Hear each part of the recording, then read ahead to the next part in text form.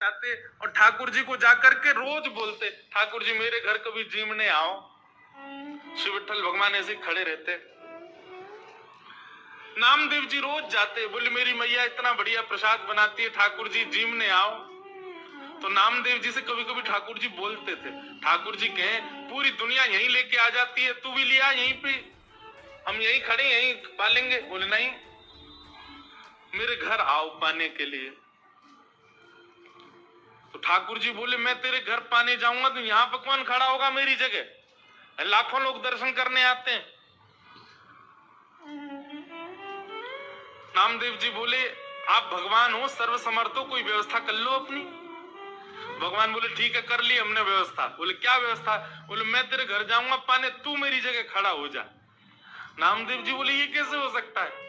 भगवान बोले सब हो जाएगा, बस आज एक काम करियो, रात्रि में जैसे ही शयन आरती हो, शयन आरती के बाद छुप जाइयो पीछे आके। देखो ठाकुर जी की लीला, ये सत्य घटना है श्री नामदेव जी महाराज की। नामदेव जी छुप गए।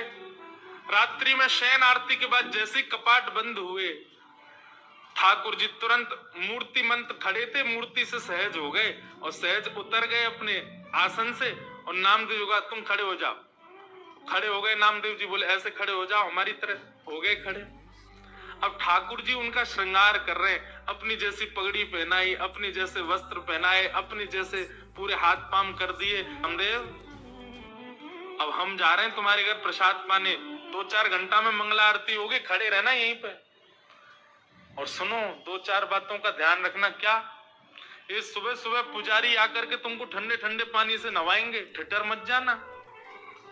अंदर से ठंडी लगे तो भी रोक लेना। नामदेव जी बोले वो कैसे रोकूंगा? बोले हम नहीं रोक रहे इतने साल से, रोज रोज हमको भी नवा देते हैं सुबह 4 बजे, हम भी तो अपनी कंपन होता है रोकते हैं उसको। और सुनो फिर दूध से नवाएंगे तुमको, उसके बाद शहद डालेंगे तुम्हारे ऊपर। और फिर कभी पंढरपुर जाओ तो हमारे कहने से वहां की काकड़ा आरती, तो काकड़ा आरती में क्या करते हैं,